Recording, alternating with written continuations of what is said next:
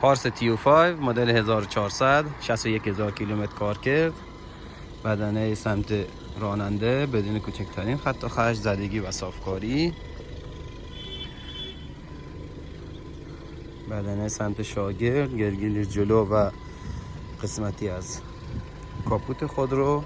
همین قسمت داره رنگ شدگی، فنی 100% سالم، بیمه تا برج 12. کابین خودرو در حد صفر، صندلی ها بدون پارگی.